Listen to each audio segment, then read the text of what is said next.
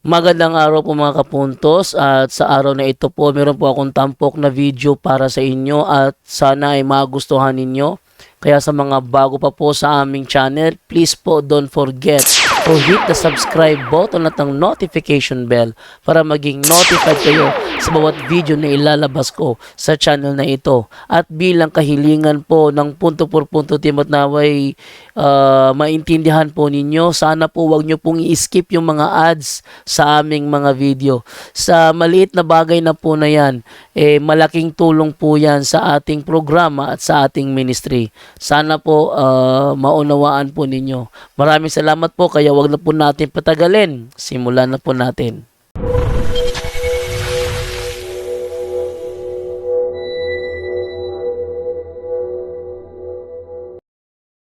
Okay, ito nang ibigay naman dito ngayon kay Ate Elnora Estacio. Ate Elnora Estacio, good evening. Good evening, Brother Jando. Yes, hello te, good evening te. Paano ko iyaan itong aking sa camera? Teka, tingnan ko. Ito ha, mag-request ako na start video, i-accept nyo lang po te. Okay. Ayun. Yan, okay. So, magandang gabi sa Brother Jando at Brother Angel. Pinagdasalan ko pa ito kung ako mag-share ako. Kaya sa dahil of the Holy Spirit ko ako mag-share o makikinig na lamang. So, siguro kinakailangan mag-share ako. So, marami akong natutunan sa inyo. Salamat ng maraming sa lahat ng members ng punto por punto. Noon ang mother ko nagbigay ng Bible sa kanyang mga kapatid. Yung kanyang mga kapatid, ang sabi niya, salamat niya ate, binigyan mo kami ng Bible. Naalala naman namin ang katotohanan, umalis sa pagkakatoliko. Lumipat sa born again. Kaya alam kong kung ako'y umuuwi, alam kong tatanungin nila ako. Kaya noong umuwi ako, alam kong tatanungin nila ako, medyo ako naghanda kung anong aking sasagot sa kanila. Ay pumunta nga sa amin yung kapatid ng nanay ko at tinanong ako, sabi niya, ikaw ba ay ligtas na? So ayun ang pagkakasabi niya sa akin. Sabi ko, yun po ang aking pinagsusumikapan sa buong buhay ko hanggang sa ako mamatay. Yun ang pagsusumikapan ko na gumawa ng mabuti at mapalapit sa Panginoon Diyos. Binalik ko naman ang tanong sa kanya, kayo po ba'y ligtas na? Sabi niya, oo, nang tanggapin niya namin si Jesus as Lord and Savior, ay ligtas na kami. Sabi niya sa akin ganun. Sabi ko, halimbawa kakot kayo may nakaaway, kayo naman po may feelings and emotions pa rin na pwede kayong magalit. Halimbawa hindi maiiwasan na may nakagalit kayo at ang inyong sarili galit na galit kayo, ay ayaw pa ninyong patawarin yung nakagalit ninyo at this time. Pero alam ninyong papatawarin din ninyo siya, pero not right now. Kung natulog kayo at hindi na kayo nagising, saan kayo mapupunta? Sabi kong ganun. Meron pa kayong feelings of anger sa inyong puso. Saan kayo mapupunta? Hindi kayo pwedeng makapasok sa langit ng diretso dahil walang makakapasok sa langit ng hindi pure. Ang sabi niya sa akin mag-iintayan niya kami magkakasama, sabay-sabay kami papasok sa langit. Sabi ko, yan po ang tinatawag namin purgatorio. Kaya nga po, pinagdadasal namin ang mga namatay. Kasi ang sabi niya sa akin, pasensya na daw ako dahil hindi raw niya ipinagdadasal ang nanay ko na namatay. Hindi na niya ipinagdadasal. Tapos ang inaano niya sa akin si Mama Mary, sabi ko sa kanya, di po ba't nang si Jesus ay dumating sa mundong ito, sinabi niya na, I came not to abolish the law, but to fulfill the law. Ay ano po ba ang isang law natin? Honor thy father and thy mother. Kaya po sinunod yun ni Jesus, in-honor niya ang kanyang mother. Kung anong pag-honor natin sa mother natin, sa parents natin, mas nag-uumapaw pa ang ginawa ni Jesus na pagmamahal at papuri sa kanyang ina. Tayo po ay follower ni Jesus. Kaya kung ino-honor natin kung anong ginawa ni Jesus sa kanyang nanay na pag-honor at ginawa natin, we are following Jesus. Kaya nasabi ko sa kanya, ang problema po may mga question kayo sa ating pananampalataya. Sa halip na magtanong kayo sa ating bakod, lumipat kayo ng kabilang bakod at doon kayo nagtanong. Palibhasa wala kayong nalalaman doon sa kung anong kinalalagyan ninyo. Kaya ang inyong isipan ay napuno na nung kung anong na-feed sa inyo nung nasa kabilang bakod. Kahit po kako tayo ay buong magdamag mag-usap ng tungkol sa pananampalataya, we cannot meet on common grounds dahil ang inyo pong isipan ay napuno na noong sa kabilang ibayo.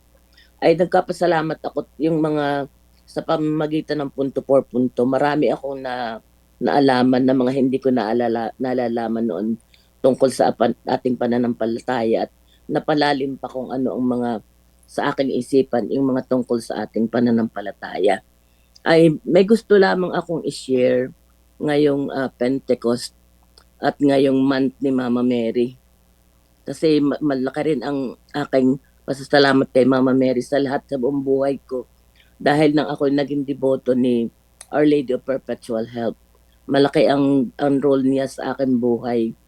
Noong manganak ang anak ko na ano siya muntik nang mamatay, I was in front of the Immaculate I was in front of the OLPH, Our Lady of Perpetual Help, at nagdadasal ako. Noong time na nagdadasal ako, yun pala ang time na nanganak yung anak ko. Kaya pag uwi ko ay nakatanggap ako ng text na you're a grandma already. Kaya taos puso ang pagpapasalamat ko kay Mama Mary sa kanyang intercession. Ngayon gusto ko namang ibalik ang lahat ng kabutihan na nagawa sa akin ni Mama Mary. Mayroong isang gusto kong i-share ito hindi sa mga Protestant dahil alam kong ito itututulan nila. Pero i-share ko ito sa ating kapwa Katoliko para mas higit na mamahal nila at makilala si Mama Mary. May sinabi ako sa iyo, Brother John Do, na isang libro na gusto ko ring bigyan kayong lahat na Catholic Faith Defenders. Ang pamagat ng librong ito ay The Mystical City of God. Ang sumulat nito ay si Venerable Mary of Agreda. Ito'y ayaw niya sulatin noon kasi ang sabi niya hindi siya worthy na siyang magsulat nito na kasaysayan ni Mama Mary. But it was our Lord Himself ang nag-order kay Mother Mary of Agreda na sulatin ang librong ito dahil ang sabi niya, it's about time na makilala mabuti ng tao ang aking ina. Dahil noong sa una, hindi, kung makikita natin sa Bible, hindi masyadong nababanggit si Mama Mary. Kaya yun ang sinasabi ng mga Protestant na tingnan mo, hindi talagang ni Jesus si Mama Mary kasi dapat kung siya ay talagang ni Jesus, dapat ay malaki ang parte niya, yung kanyang lagi siyang nababasa sa New Testament. Pero ang nakikita natin, yun lang sa mga important events naroon si Mama Mary. Pero hindi natin alam na yun pala ay kagustuhan ni Mama Mary. So, sasabihin, akin lang ang bibigyan ng, tinitingnan ko on time at alam ko marami pang mag-share. Alam kong gusto rin nating malaman kung sino ang sumulat nito. Ang sumulat nito ay si Mary of Agreda from Spain. Sila labing isang magkakapatid. Namatay ang mga kapatid niyang karamihan. 4 lamang silang natira. 2 silang nagmadre, 2 nagpare. Ang nanay at tatay niya, gusto ng nanay niya maghiwalay sa tatay niya dahil gusto ng nanay niya magmadre. Ayan, sabi ng mga kapitbahay, hindi pwede dahil parang magiging ka sa marriage vows ninyo. Mag-ano ka sa against sa inyong marriage vows. Kaya yun, nagpatuloy silang magsama. Tapos naman tatay niya, nag-decide na maging brother. Nag-enter sa religious life. Kaya yung nanay niya at saka silang 2 magkapatid na babae nagmadre, yung kanilang bahay was transformed into a monastery. So pero maraming kwento kaya I'll just summarize it. So our Lord appeared to Mary of Agreda at sinabi na isulat ang kasaysayan ng kanyang nanay. Ang gusto niya ay to put them down in writing para makilala ng mga tao si Mama Mary. Sa kasaysayan dito sa Mystical City of God, yung mga eksena na hindi natin nakikita sa Bible, makikita ninyo rito. Ay para sa mga Katoliko ito, hindi papaniwalaan ng mga Protestante. So, it was the wish of the Blessed Mother na huwag banggitin ang kanyang sa mga eksena ng buhay ni Jesus. Doon lamang sa noong bago sulatin ang four gospels, sinabihan na niya in four evangelists na kung pwede, kaunti lamang ang isusulat ninyo tungkol sa akin. Dahil ang gusto ko si Jesus talaga ang narayan sa New Testament. Doon lamang sa mga eksena na hindi pwedeng maiwasan na hindi ako makasama, doon lamang ninyo ako isasama. Ganyan ka-humble si Mama Mary. Ang ang ano pa nito, yung isa pang nakita ko roon sa Mystical City of God na gusto kong i-share. Kung matatandaan ninyo, merong eksena sa Bible na ang sabi ni Jesus ay sabi na sa Luke 11:27 to 28. Luke 11:27 to 28. Ang sabi din, may nagsabi na blessed is the womb that bore you. 'Di ba yun ay tumutukoy kay Mama Mary? Pero iba ang sinagot ni Jesus. 'Di ba ang sagot niya ay blessed are those who hear the word of God and follow it. So, ang pangyayari pala dito, noong may magsabing, blessed is the womb that bore you. So, siyempre, ang atensyon ng tao na kay Mama Mary kasi siya ang nag-bore kay Jesus. Pero, nag-usap silang mag-ina. Ang sabi ni Mama Mary, Jesus, pwede bang alisin mo ang focus ng mga tao sa akin? Hindi ako. Wag ako ang focus. Kasi yung the womb that bore you, ang focus ay si Mama Mary.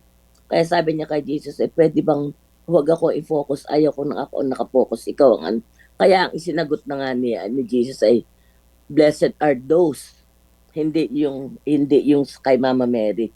So, isa ito sa mga eksena na makikita ninyo roon sa libro.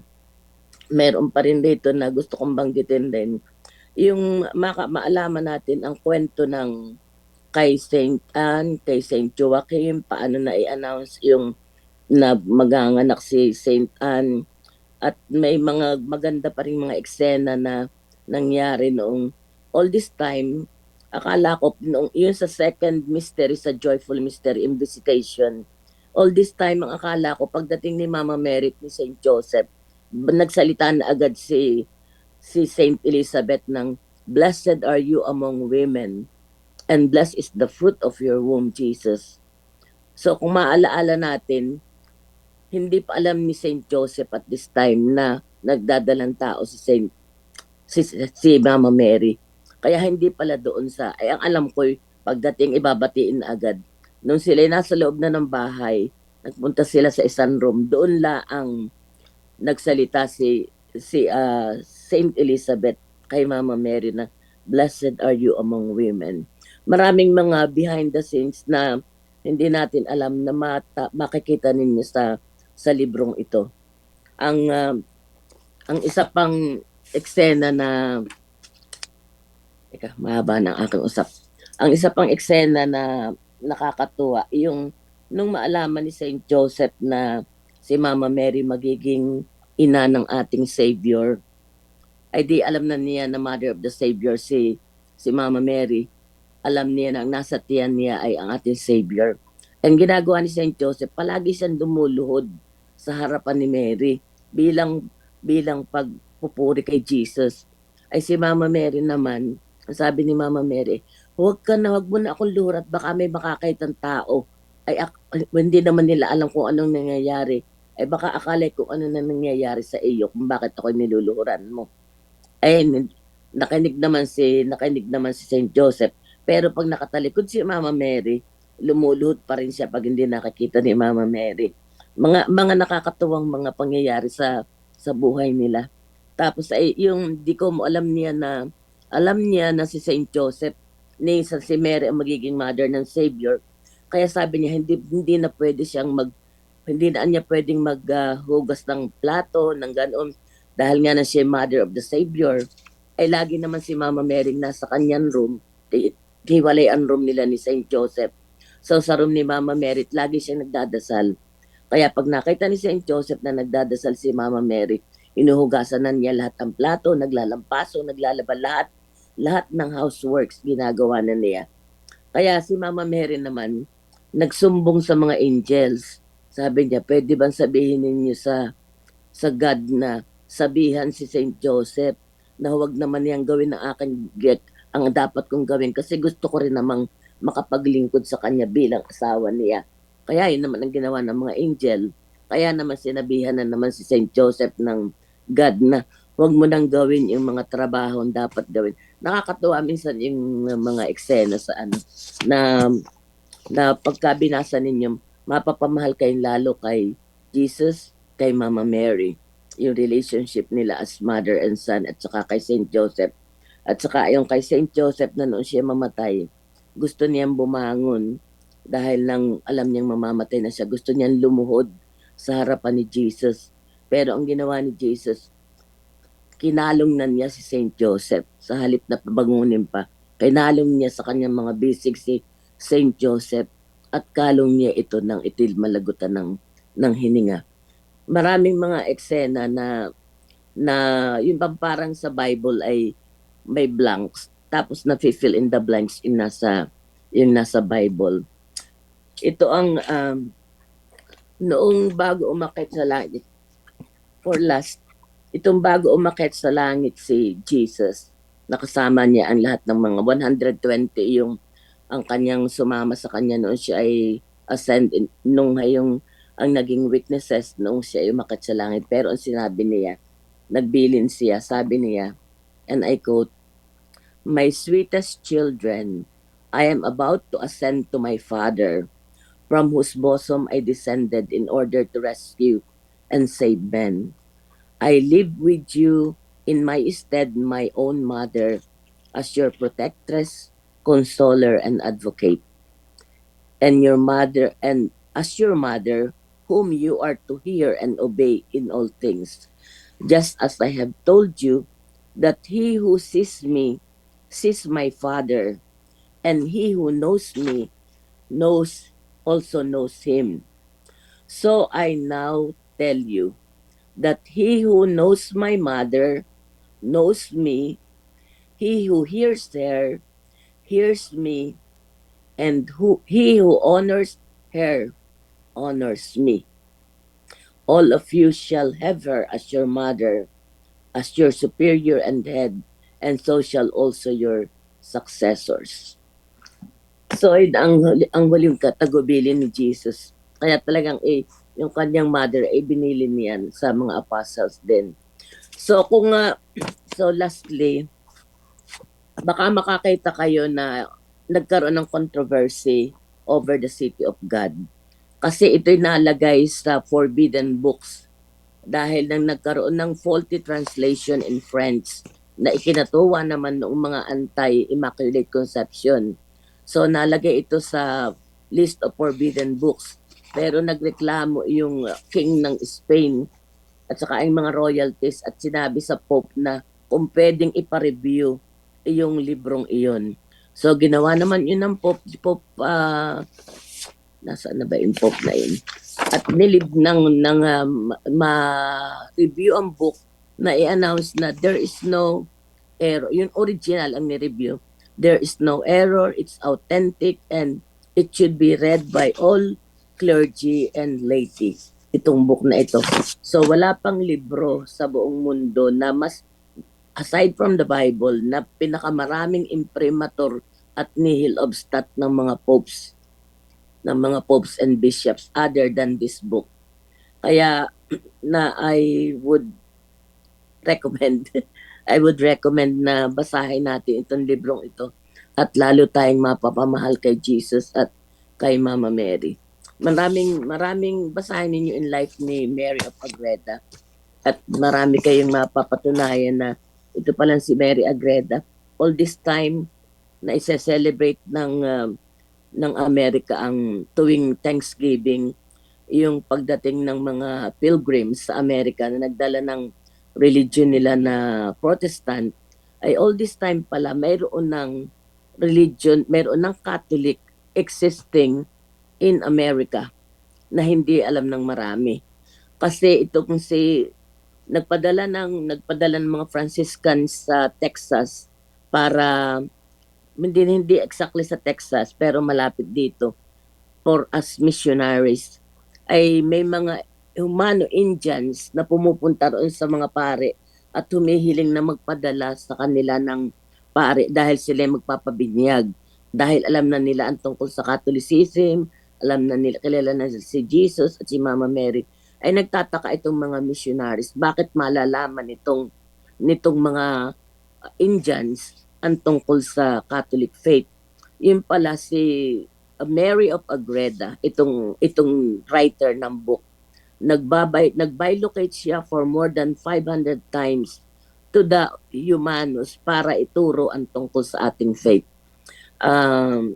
Marami ng time ako naubos. So, basahin na lamang ninyo.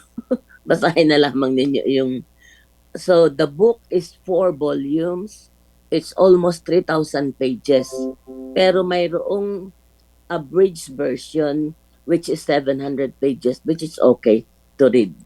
Kaya i-share ko lamang ito para rin to honor Mama Mary at para makilala natin siya ng gusto.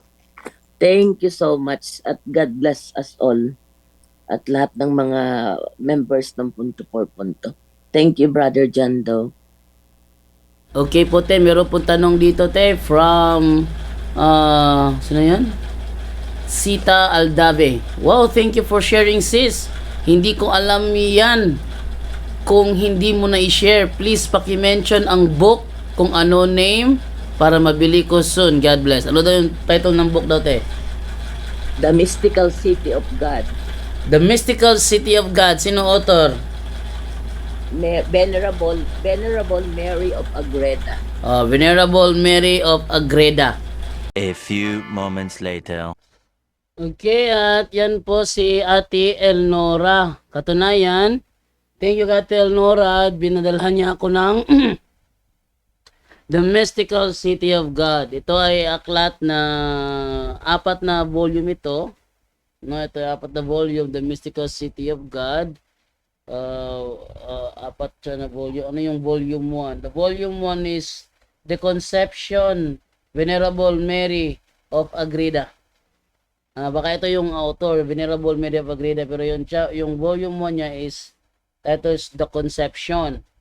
Ang volume 2 naman, ang volume 2 ay The Incarnation. Yan, ganda to. Then ang volume 3 ay The Transfixion. Okay? And ang volume 4 is The Coronation. Ang ganda to, The Mystical City of God by Venerable Mary of Agreda. O ay 4 na libro ito. Pinadala ni Ate Elnora sa atin. Maraming salamat Ate Elnora sa pag-share nitong The Mystical City of God. At ito yung magandang basahin natin, no, sa with Father Darwin. May matutunan tayo dito sa Ministry of Exorcism and Deliverance. Okay? So ating magpapatuloy na ito ng video. Sabi ni Elpidio Estrada as akusar, anong pamagat sis? The Mystical City of God by Reverend Maria Agreda? Venerable Mary of Agreda. Yun po ang sagot. Daisy Abayari, ganun din anong book po yan, The Mystical City of God. Yung pagkamatay ni Mary po, San Mama ko. Nandoon din. Oo. Okay. Nabanggit ba pag-akyat ni Mama Mary po? Nabanggit ba daw? Oo. At pati yung coronation niya nasa heaven na rin by the Blessed Trinity. Ayun. Pati yung coronation nandoon na din. Nandoon. Divine talaga. Wasak na naman yung yung moskitero. Yung Colombo. Ano ba naman? Sige. Pag-o-off na ako at para mabigyan ng time yung iba. Sige. Meron nga pala niyan sa YouTube ng Mystical City of God. Wait lang. Ito talaga si Divine. Nasa YouTube yung lahat ng volumes. Kaya lamang mas maganda yung talagang makita mo sa book kasi kung pwede kang mag-underline na kung anong mga gusto mong tandaan. May volumes 1 to 4 nasa YouTube. Nasa YouTube. Tsaka marami rin kayong roon. Marami ring mga i-ano rin ninyo si Mary of Agreda para malaman ninyo ang kasaysayan ni Venerable Mary of Agreda. Talagang shape. Ito hindi nakaligtas rin itong libro ito kay Satan kasi it was burned matapos yung unang pagsulat sa 4 volumes na ito. Sinunog ito tapos ay nang dumating yung bagong confessor, pinasulat uli itong, kaya 2 beses niya sinulat itong Okay, patayin ko na Oh, wait lang. Mali po talaga si Divine, ano? Wait lang, ha? Naas ko pa yung kulambo. Sinira ni Divine yung kulambo. Okay. So, move naman tayo sa isa pa. Thank you, Ate Elnora. Okay.